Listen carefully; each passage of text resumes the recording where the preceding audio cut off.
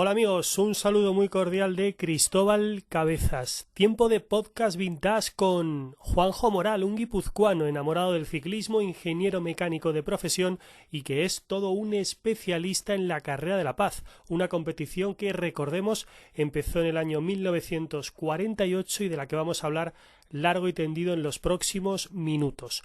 Hola Juanjo, ¿qué tal estás? Hola Cristóbal, muy buenas, muy bien, encantado de volver a estar contigo.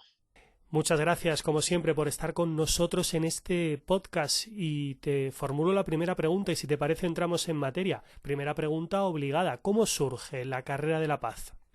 Bueno, la Carrera de la Paz, que es una carrera, o era, voy a decir, bastante desconocida en nuestro país, pues bueno, fue una competición que siempre estuvo ligada a la Guerra Fría. Para el que no lo sepa, era el equivalente al Tour de Francia en los países comunistas. Digo que estuvo ligada a la Guerra Fría porque con ella nació y podríamos decir que con ella también, cuando la Guerra Fría terminó, pues la carrera fue muriendo lentamente. Todo surge pues eso, del final de la Segunda Guerra Mundial. Imaginémonos en estos países de Europa Central, ¿no? Como pueden ser la Alemania, que había sido vencida, Checoslovaquia y Polonia, que eran un poco los organizadores de la prueba. Eran unas ciudades, un territorio totalmente devastado por las bombas tanto de los nazis como de los aliados. Bueno, sobre todo de los aliados, obviamente, en esta zona. Eh, la idea surgió porque dos periodistas, uno de Checoslovaquia y otro de Polonia, se podría decir que estaban hartos de llevar prácticamente medio siglo en guerra y lo que deciden es crear, digamos, una nueva guerra, una nueva batalla, pero una batalla deportiva, ¿no?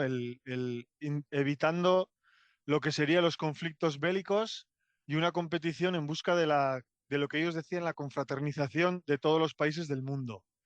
Eh, Como buenos países comunistas, el- las primeras ediciones se empezaron a disputar el día 1 de mayo, que es el día, como todo el mundo sabe, es el Día Internacional del Trabajador. Pero después ya en ediciones sucesivas se empezó a realizar el día 8 de mayo, que es el conocido como el Día de la Victoria, el día que los nazis firmaron la rendición. Y posteriormente, a partir del año 76, el 9 de mayo, porque por la diferencia del uso horario entre Rusia o la Unión Soviética en aquella época y lo que es Europa Occidental, para los rusos el Día de la Victoria es el 9 de mayo. Eh, Como curiosidad, inicialmente la organización de la prueba, lo que os comentaba, estos periodistas checoslovacos y polaco, que se apoyaban en sus respectivos periódicos. Periódicos, no olvidemos, que eran periódicos de los gobiernos comunistas.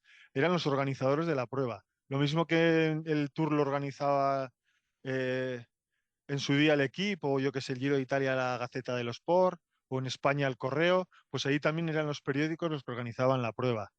Eh, la organización inicialmente no quiso y no aceptó ni alemanes, obviamente por estaba demasiado cercana a la Segunda Guerra Mundial, no querían saber nada de los nazis, ni soviéticos prácticamente por lo mismo, ¿no? Cuando los soviéticos recuperaron terreno, pues devastaron eh, estas zonas de Checoslovaquia y Polonia y pues no querían saber nada, no aceptaban a corredores de esos países. El, Luego al cabo de 4 o 5 años ya se aceptó que los soviéticos participasen en la prueba y Alemania, lo que es la RDA, que luego se fundaría, la Alemania Oriental, empezó también a ser organizador junto a Checoslovaquia y Polonia. La carrera de la paz siempre es una cosa que siempre lo he visto en todos los sitios que he leído. Triunfó enseguida, en la Sociedad de los Países del Este desde la primera edición. ¿Y por qué? Bueno, pues yo creo que hay unas cuantas razones que hacían que fuera una competición muy grande. Lo primero es la vida gris que llevaba la gente en estos países. Eh, Prácticamente vivían del trabajo a casa y de casa al trabajo. Todos tenemos en la imagen, no sé, la típica ciudad en aquella época, pues del este de Europa, gris, con edificios de Mm. hormigón, las fábricas, el humo. No es que existiera muchas opciones de ocio en aquella época. Estamos hablando en el año 48, que no lo he dicho, ¿eh? Nació justo después bueno, 3 años después de la guerra. Y para los ciudadanos de a pie de estos países, el hecho de poder disfrutar, pues eso, de 3 semanas de deporte, eh, para ellos maravillosas. Si tenían encima la suerte de que pasara alguna de las etapas, o bueno, incluso solo pasar, pero incluso empezar o terminar en sus localidades, pues tenían la suerte de que sus fábricas de trabajo y las escuelas daban fiesta esos días para que la gente acudiese más a disfrutar de la carrera. Eh, Otro de los datos importantes de la carrera de la paz era la rivalidad entre los países comunistas. Quizás desde aquí podamos tener la impresión de que todos los países comunistas se llevaban de maravilla y nada más lejos de la realidad. Eh, Casi se podría también asegurar en parte que una de las razones por la que llegó a disolverse la Unión Soviética también eran los nacionalismos. Pues en aquella época, en plena Guerra Fría, también había muchísima rivalidad entre los países. Otra de las cosas curiosas que tenía la carrera era que invitaron a todos los países del mundo, pero a todos, incluso países con cero tradición ciclista, como puede ser la India, el Líbano, Mongolia. Eh, España también fue invitada, luego hablaremos por qué tardó tanto tiempo en ir. Los ciclistas se convertían en héroes nacionales, ídolos de la gente. Otra peculiaridad de la carrera de la paz eran los finales en estadios de ceniza, estadios enormes que podían caber hasta 100.000 personas. Eh, Otra de las peculiaridades de la carrera de la paz eran las medias de la velocidad, ¿no? La media altísima. Es cierto que no es una zona que hubiera muchas montañas. Los equipos de los países del este, como luego veremos en el palmarés, eran equipos muy, muy potentes, sobre todo de grandes rodadores, especialistas en la famosa contrarreloj de 4 por 100 kilómetros, la prueba olímpica, especialistas en abanicos, en un ritmo altísimo, y eso caracterizaba mucho la prueba. El, Debemos recordar también que no solo los ciclistas, pero especialmente en el ciclismo, los deportistas de la bueno, de los países comunistas no podían ser profesionales porque se asociaba al capitalismo. Entonces, estaban englobados en categoría amateur. Los corredores occidentales que acudían de los países tradicionales del ciclismo, como puede ser Francia, Italia, España, cualquier país occidental, eran ciclistas amateur y se peleaban contra supuestamente amateurs, pero en realidad eran lo que se consideraba como falso amateur o falso profesional. Algún detalle también más importante, y esto muchas de las cosas que me ha contado mi padre, que no lo he dicho, pero bueno, participó en el año 75. Ujú. Sobre todo era un poco la propaganda que ellos querían transmitir, ¿no? En la época de bueno, hoy en día también, obviamente, pero en la Guerra Fría la propaganda era muy importante. Y los países comunistas lo que pretendían era que los corredores occidentales que acudiesen a correr la carrera de la paz volviesen contando las maravillas de, de esta prueba, ¿no? De lo bien que les habían tratado. Y es una de las cosas que mi padre siempre me recuerda, el trato exquisito que les daba la organización. El, y ya, digamos, por último de la carrera de la paz, así como una generalidad, el maillot azul. No recuerdo yo, igual que quizás Cristóbal tú puedas saberlo, pero en la carrera de la paz, todos los días el equipo, en este caso la selección nacional, que fuera primera en la clasificación de los equipos, debían de vestir todos un maillot azul con el logotipo de la Paloma de la Paz, porque aunque para nosotros desde Occidente es difícil de creer, ellos siempre dicen que era tan importante ganar la clasificación de los equipos como el maillot amarillo de la clasificación individual general. Bueno, en Vuelta Giro Tour nunca la clasificación por equipos ha sido tan importante como el líder de la clasificación general, pero sí es cierto que hubo una época, sobre todo en los años 80, en los que sí que se le daba más importancia a la clasificación por equipos que en la actualidad, pero nunca ni mucho menos hasta el nivel que tú nos cuentas. Hablando de corredores, no nos imaginamos, no creo que se imaginen los oyentes, que la carrera de la paz contó con nombres propios como los de Miguel Indurain, Logan Fignon, Steven Rooks, Eric Breukin, Jaskula, Grumov, Tonkov, Ampler, Konisev o el mítico Aduyaparov. No está nada mal. Cuéntanos, Juanjo, tú que te los sabes todos. Bueno, yo sí que quisiera nombrar a uno de los corredores, digamos, más famosos que corrían, o más importantes, vamos a decir, porque algunos de ellos mucha gente ni los conocerá. Pero solo lo voy a hacer de la época dorada, que sería, digamos, desde el año 48 hasta el año 89, que cayó el muro de Berlín y bueno, ya los ciclistas de la Unión Soviética y la RDA y demás países comunistas podían ser profesionales. La gente recordará el equipo Al-Falun. Pues en esa época, en la primera, eh, entiendo que es muy difícil, pero por ejemplo, había ídolos el equivalente a Eddy Merckx en los países del este era un polaco que se llamaba Richard Surkowski, 4 veces ganador de la carrera de la paz. Un soviético muy famoso que fue campeón olímpico era Kapitonov. Hoy la gente se podrá acordar probablemente porque a este hombre le pilló a media Sergei Sujoruchenkov, que es considerado el mejor ciclista soviético de la época. Estos fueron los pioneros que no tuvieron la mayoría la oportunidad de poder ser profesionales porque, como decía, en los países comunistas no estaba permitido ser profesional. Los que la gente probablemente conozca, obviamente los aficionados al ciclismo clásico y a tu podcast, son ya los ciclistas que llamo yo de última generación de la carrera de la paz, como pueden ser, por ejemplo, Abdullaparov, Ugrumov, Konishev, Ujú. Pulnikov, Tonkov, todos estos corredores que al final en el año 89 la mayoría ficharon por el equipo, bueno, ficharon no, la Unión Soviética compró la licencia del equipo Al-Falun y empezaron a participar ya en la Vuelta a España, el Tour de Francia y las carreras normales. O por ejemplo, los germano-orientales, Olaf Ludwig, Uwe Ampler, Uwe Rapp. La gente se acordará de los comienzos de los años 90, una vez caído el muro de Berlín. Como me acuerdo, por ejemplo, de Uwe Rapp, que era yo bastante joven, pero ya seguía el ciclismo.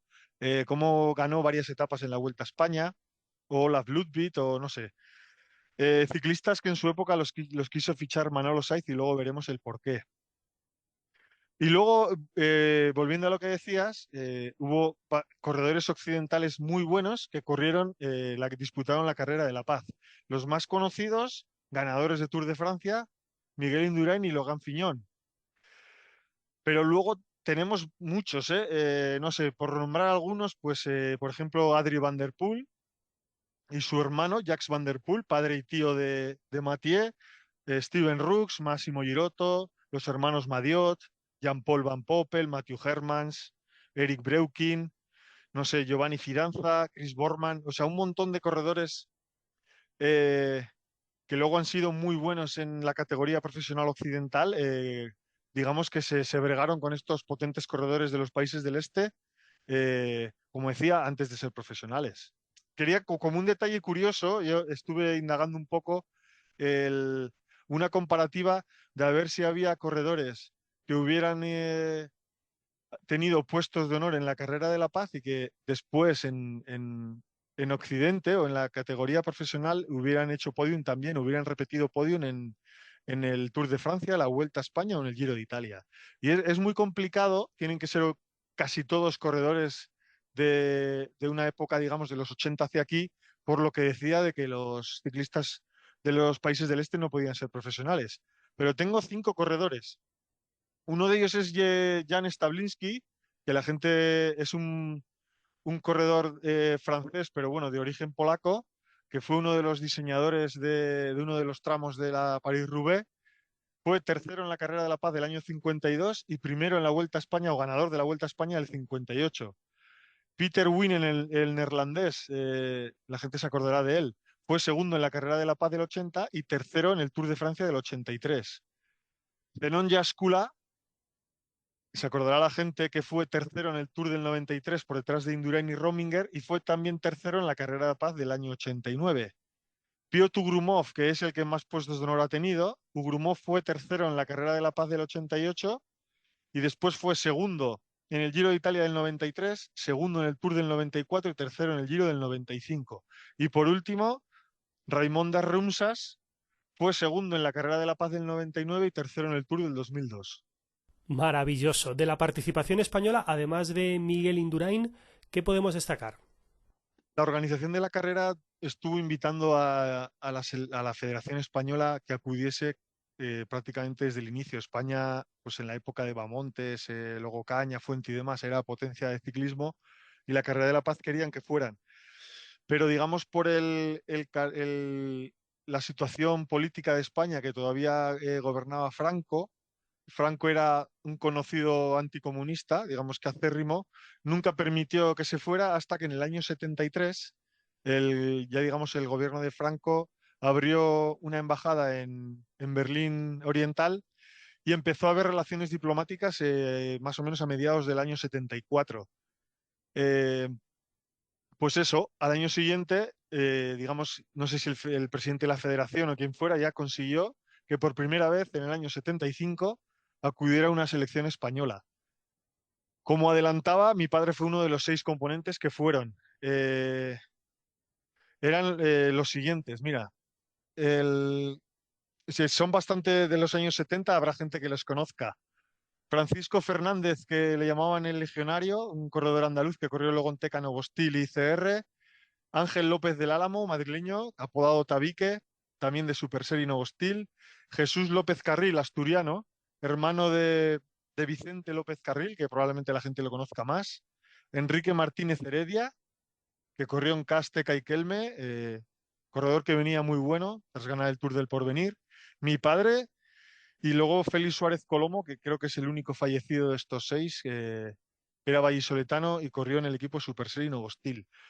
El seleccionador era Ramón Mendiburu y fue un comienzo histórico porque lograron 2 triunfos de etapa en la época dorada de la Carrera de la Paz, uno por parte de mi padre en la segunda etapa y en la séptima lo lograría Enrique Martínez Heredia. Eso sería la primera participación. ¿Qué es lo que pasó después? No se volvió a participar hasta el año 1984. ¿Por qué? Pues porque en el año 76 se volvieron a romper las relaciones diplomáticas entre la RDA y España por las últimas muertes o ejecuciones del gobierno franquista. El 1984, pues bueno, ya digamos que en época de democracia, la Federación Española decidió volver a ir. Esta vez el seleccionador era Pepe Grande y los corredores, como tú ya adelantabas, pues bueno, uno de ellos era Miguel Indurain, eh, Manuel Jorge Domínguez, también la gente lo conocerá, Ujú. asturiano, Álvaro Fernández. Este hombre era un chico de La Rioja que era bastante bueno, venía como promesa y desgraciadamente murió atropellado en 1987. Francisco Navarro, valenciano, Fernando Pacheco, cántabro, también corrió en el Reynolds con Indurain y Banesto, y José Salvador Sanchís, valenciano, padre de Ana Sanchís, que corrió en Orbea, Caja Rural y Segur. El Indurain, voy a ser un poco breve, pero lo pasó fatal, ¿eh? Y tuvo una anécdota que en una de las etapas le declararon fuera de control y bueno, todo resultó ser un error. Uno de los jueces se apuntó mal el número y se equivocó entre un corredor marroquí y Miguel Indurain porque era una etapa con mucho barro y tenía los números tapados. Y al final, después de discutir con los jueces, se volvieron a readmitir. Indurain pudo acabar la carrera de La Paz, pero por lo que tengo oído, sufrió muchísimo, por las inclemencias meteorológicas. 1985, con todavía Pepe Grande de director, los 6 corredores eran José Claramunt, Luis Ferri, Jesús Cruz Martín, Javier Ruiz Francés, Joaquín Faura y Andoni Balboa. Andoni Balboa le conozco en persona y como anécdota de este año, él me contaba, Andoni Balboa fue profesional en Caskelme y Tulip, corrió mundiales tanto en categoría amateur como en categoría profesional, y él me decía que para él, para que nos hagamos una idea de lo que era la carrera de La Paz, que él decía que todas las etapas de la carrera de La Paz, que solían ser en torno de 15 etapas, era para él como disputar un mundial. O sea, te puedes imaginar el ritmo al que se corría a diario en las etapas de la carrera de La Paz. 1986, ya España había cogido la dinámica de ir todos los años. 1986 no fue. Luego contaremos el porqué. Hay una razón muy, muy especial. Y 1987, última vez que se acudió, el director era Manolo Saiz. Archico no necesita presentación, pero bueno, después director de la ONCE. Manolo Saiz se volvió, no sé si lo era ya, o al menos yendo a la carrera de La Paz, se volvió un enamorado de las técnicas de entrenamiento de la RDA, con un enamorado de las contrarrelojes, que en España en aquella época pues prácticamente no se estilaba, de entrenamientos con pulsómetros, bueno, en fin, de un montón de técnicas de entrenamiento que la RDA era pionera.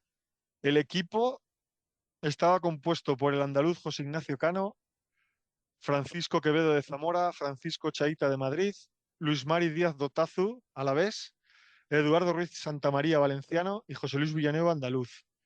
Eh, Como anécdota de esta edición, tenemos la cronoescalada Jarrachov. Fue una cronoescalada que los checoslovacos, está en suelo de, hoy en día de la República Checa, quisieron montar una emboscada al resto de participantes y en el libro de ruta no sabían que era una cronoescalada, pero no pusieron que el final eran unos 400 metros eh, con unas rampas del 34%. Me contaba Luis Mari Díaz Dotazu, que lo conozco porque hoy en día es el chofer del autobús del Jayco, del equipo australiano.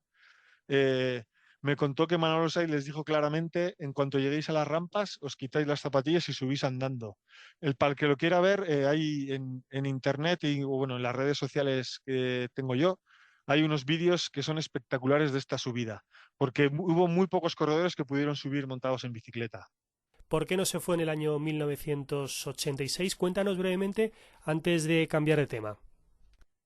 Bueno, pues fue uno de los momentos claves, digamos, históricos de la carrera de la paz. El año 85, pues cuando fueron la selección española acudió, decidieron también, aparte de realizarse etapas en Checoslovaquia, Polonia y la RDA, decidieron incluir a la Unión Soviética. En el año 85 se hizo en Moscú, hubo como 4 o 5 etapas en los alrededores de Moscú, fue un éxito y al año siguiente decidieron continuar en la Unión Soviética y se decidió hacerlo en la segunda ciudad más importante de la URSS, que era Kiev. Antes comentaba que la carrera de la paz que comenzaba a principios de mayo, pues la gente probablemente se acuerde de lo que pasó el 26 de abril de 1986, a menos de 100 kilómetros de Kiev, que fue el Ujú. accidente nuclear de Chernóbil. La mayoría de selecciones occidentales decidió no acudir a última hora, entre ellas la de España, y bueno, prácticamente corrieron solamente los corredores de los países comunistas, obligado, como ellos reconocían, porque si no sus carreras hubieran terminado, y un par de selecciones occidentales, creo que Francia y Dinamarca, y bueno, finalmente no hubo problemas de radiación, pero los corredores pasaron bastante miedo en aquella época. Ujú. La carrera de la paz terminó hace unos años, como sabemos. ¿Actualmente se corre alguna otra carrera similar o no? Sí, sí, sí, sí. La carrera de la paz a nivel de selecciones terminó en el año 95, pero justo al año siguiente, 96, se empezó a correr como equipos comerciales. Eh, Hubo un par de ediciones en las cuales el corredor paisano mío aquí, Aitor Garmendia, muy cercano a donde yo vivo, fue segundo en la general de ediciones, pero en el año 2006 desapareció. Y a los 6 o 7 años volvió a nacer lo que actualmente se conoce como la Carrera de la Paz, que es una carrera sub-23 también a nivel de selecciones.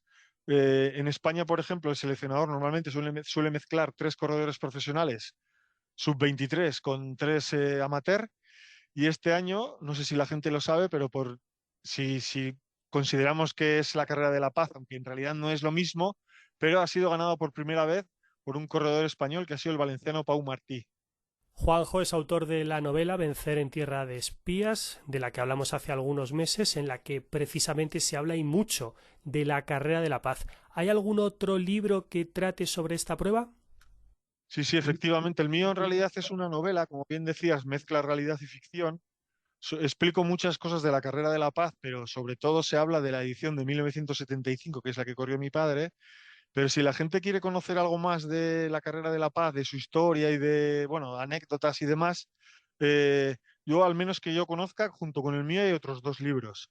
Uno es La carrera de la paz, Rojo sobre ruedas, Palomas en Mayotte, de Marcos Pereda, de la editorial Báltica, que este sí que es, digamos, Marcos hace un repaso de la historia completa, contando resultados, anécdotas, curiosidades, más a nivel histórico.